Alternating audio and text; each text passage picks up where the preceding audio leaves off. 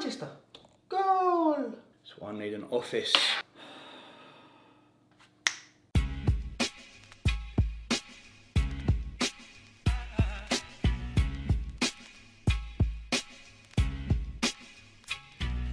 And they all go hand in hand through their apart life. How good was Part Life on Sunday? AKA Nike Dry Fit Life. If you came over and said hello and I was out my box, I do apologise. Someone call the cops. Tim Cycles was off his chops. Boys, if anyone's interested, I've got free tickets for Printworks on Friday. I need a week off. Welcome to episode number 1 of the Ask TMC show. This will be a weekly account. I basically sat in Ozone the other day and I collated all of your questions from Instagram and plotted out 6 months worth of content. But if any of my YouTube followers have any questions on anything, hit them in the box below. And if I find them interesting, then I'll slip them in. But today we're answering this individual's question. And he says, "Hi mate, it was just to see if you had any tips on balancing uni work, training and social life. My workload's increasing a little bit more at the moment and I'm struggling a bit." You know what the answer is? No Big Macs and no Netflix. Yes, that was indeed another dig at Lauren Tickner, who slid into my DMs yesterday. And are we going to read those DMs? Yes, we are. Those of you that follow me on Instagram, you'll notice that I'm getting continually aggravated by this spiel that Lauren is producing on a constant basis that belittles anyone that has a 9-to-5 job or is somehow beneath them if they don't own a company or aren't a sole trader. It's infuriating, especially in today's current economic climate, and the way she talks about poor people does my head in. I basically got really annoyed that she just said this throwaway comment about 20 grand, and then I said national insurance tax hikes, benefit cuts, the poorest of the poor are getting even poorer, the gap is forever getting increasingly bigger. And she said, "I'm grateful to employ more than 50 people across multiple companies. Now, a quick look on Companies House, Lauren, and things don't quite add up. Definitely a huge trickle down, not to mention the client results we get and the impact that makes on the lives of said clients, plus the results of our clients' massive impact." This is the best part about the DM. The best part. Back a few years ago, the revenue generated from the work I did with Luke also gave you a job, as far as I'm aware. Oh, God, you jumped up little. We basically did some work for Lauren a while back for her ebook, and she's acting like that work kept me in a job. And I went very southeast London with my argument, so I must apologise. I'm highly emotional. I said, "Arc at you on your pedestal acting like your ebook kept me in work. Pull your head out your arse, would ya?" I wasn't saying that, Tom. No need to put words in my mouth. Just saying that there's huge opportunity out there in this world. You've done very well for yourself as you've gone out there and made it happen. It's great to see. Oh, thanks, Lauren.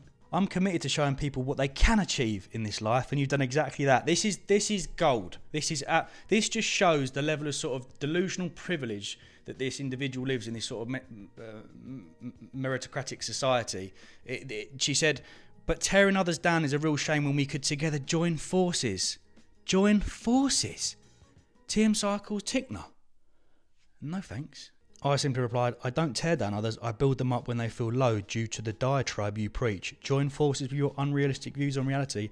I'd rather eat a Big Mac watching Netflix." She said enjoy, and I went full South East London and went get fucked. Oh, I'm so emotional.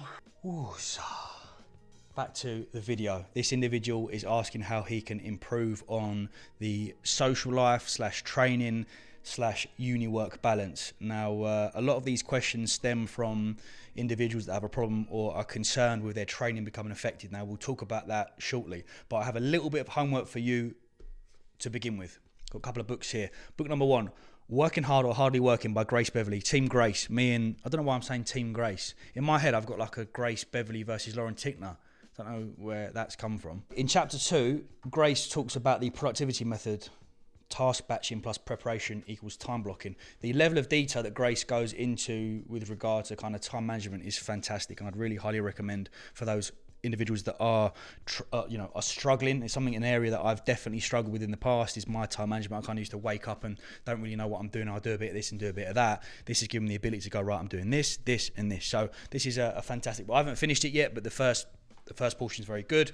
The second book that I'd recommend is Atomic Habits by James Clear. I feel like the combination of Grace's book and James's book work really well together. And this is for anyone that is kind of in a bad or kind of in a rut with bad habits, and it kind of teaches you and it gets you out of that. You know, we spoke about before on the channel with regard to kind of habit tracking and the addiction to ticking something off on a daily basis. Then my final piece of homework is to get a planner.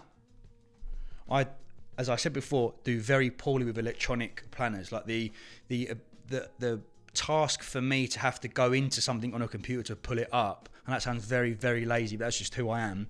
I can't do it. I've done it before. I've downloaded apps. I don't work very well with them at all. So I went to Typo. I was in search for like a desk calendar. Typo's a great shop, by the way. It's the sort of shop you go in for a pen and come out with a plant pot and a weird cushion. So I picked up this weekly planner, and it's got your week's priorities, important notes, habit tracking, we just spoke about that, and Monday through to Sunday. I work very well with daily planning. So the night before I go up to my office and plan out, wake up at 7, from 7:30 till 9, for example, we'll do Instagram. And having that constantly there is fantastic for me. It's worked really well over the last couple of weeks. I think what a lot of allowing you to have that balance that you speak about, mate, is time management. I think a lot of that just stems from your ability to go, right, I'm doing this, this and this, which allows me to do that. However, I do want to make a point whereby, especially uni work or just people that have generally a lot on at work, there are going to be times whereby a certain thing is going to take more priority over the other, and you have to psychologically accept that. Like there's phases, take 12 months for example with me, there's phases throughout that year whereby I have to pull back on having a social life, or I have to pull back on a certain area in order to prioritize that particular area. And it's about psychologically, mentally adapting to that. And that's what I said about training. We can come on to that now. Cafe Nero is the best high street coffee. It's so good. Now, training. A lot of people become quite agitated when they have a lot going on because, and taking this person as an example, trains 5 times a week. Now those people that train 5 times a week, and this is myself included, I utilize my rest days for large amounts of work. So if we can take that training frequency down from 5 days to 3 days, for example, which frees up 2 days, then you can prioritize and kind of spread your workout a little bit more. And there's absolutely no issue at all with condensing 5 of your sessions into 3. This person was doing an upper lower push pull leg split, I believe. What you can do, go from those 5 sessions into 3, maybe like 3 full body sessions, for example, or like an upper lower full body. The ability for you to condense the volume that you have in your 5 sessions down to 3 is more than doable, thus freeing up the time to prioritize on uni work or prioritize on you having a social life. I also want to touch upon an area which is working when you are most productive. I think in this current economic climate, in this environment of kind of Gary V, I've got to wake up at 5 a.m, I've got to have my cold shower, I've got to meditate. I think it's skewing a lot of people because they're forcing themselves to be productive and work in times when they are not very productive at all. As an example, at the moment, I tend to be most productive post-workout, so between like 3 and about 6:37. So I'll do like light work as Grace Beverley when I wake up. I'll have my coffee, do a few steps. I'll do some very basic work, be it emails or responding to this and that, Instagram, YouTube, for example. I'll do my steps, have my meal, I'll go and train. When I come back, at that point, I'll have my shower and I'm ready to work. I'm ready to get up. Okay, so what I don't do is I don't fall in trouble. I've got to get up at 5 a.m. because, and Elon Musk spoke about this on the Joe Rogan podcast, having this mentality whereby I sleep when I'm dead and hustle and grind. And even Jamie Alderton said this the other day. He kind of went back on his word and said that there used to be a position at a time whereby I would say, right, by getting up an hour and a half earlier, it means I can get in 90 more minutes work. But in the long run, from a productivity standpoint, the less sleep you have, the worse your productivity, the worse your output is going to be. And you don't want to be in a position whereby you get to burnout. And I think probably this year I had a bit of burnout and I needed that week off socials and I need to go away to my barn. I just needed to chill out. It's the worst possible scenario to be in. Now, working within the productivity can be in a day and also in like a week, for example. Now, this individual is talking about a social life. A lot of us go out on Saturday, Sunday, Monday, we're still a little bit groggy. If you know that, then you would prioritize your work on that Tuesday, Wednesday, Thursday, because sometimes Friday, most people look at Friday as like the start of the week, and so we tend to pull back on work within that week. Tuesday, Wednesday, Thursday, if you're most productive, lump all of your work there. Train, for example, in the gym, Monday, Friday, Saturday. And then you can have some form of balance whereby you're prioritizing your training, you're prioritizing the work when you're most productive, and you have some form of social life. But to wrap up, mate, to answer your question, I feel like the biggest element to ensuring that you can achieve that balance, so I feel like I'm in a point whereby I have hit that balance.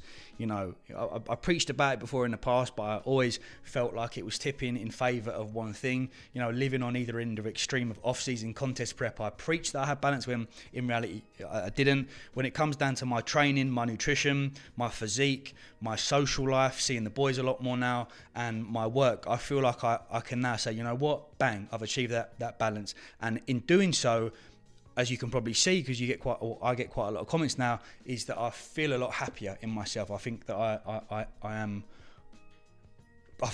a lot more happy now in this particular role that I'm in. But yes, balance, like I said, I think planning for you is going to be the biggest task. If you can sit down on a daily or on a weekly basis and plot out, I'm going to be doing uni work between this time and that time, I'm going to be training here, and then I'm going to have a social life and go out here. And don't feel like you need to be pressured into going out all the time. It's not really sustainable, Friday, Saturday night. I know what the uni lot are like. I coached many uni clients, and from a kind of physique and strength standpoint, it's hard to achieve goals if you are constantly going out all the time. But I understand that there are, in today's society, pressures on you from a kind of social aspect. A couple of times a month is absolutely fine, but for you, I think planning is going to be key here, mate. And also within that, a lot of my uni clients, we used to train fasted. So we'd wake up in the morning, we'd hydrate, we'd have our pre-workout, go to the gym, do their session, and they'd be back by 9 o'clock. And by doing so, you've got from 9 until bed to prioritize your work. So if you can task batch and do the majority of your work by Friday, try not to be one of these people that work on a Saturday and Sunday. As I said, there are probably going to be times whereby you're doing that. There's times where I've had to do that, but I've made a conscious effort now in this kind of new role that I've adopted. No work on Saturdays and Sundays, bar a very little amount on a Sunday. If I'm doing like having a coffee, I'll look up if anything important needs to be assessed. But I really try and block off Saturday and Sunday for downtime, Monday to Friday. And don't feel like, because Gary Vee said I've got to work on Saturday and Sunday that I must do that. You don't. As we were talking about Tickner, it's unrealistic for the large majority of people. But what I'm also not doing is saying that if you are one of these workaholics that go mad, then that's fine. I couldn't really give a fuck. Do you know what I mean? It's up to you. It's completely up to you. But I hope I've answered and shed some light on your question, mate. This is the first episode, so it's a bit all, sometimes the scenes and stuff change a little bit, but I think this particular setup works quite well. I'll see you in the next video. Thanks for watching. Any question you've got, hit them in the comment section below. I'll see you very soon. Thank you, good night. Much love.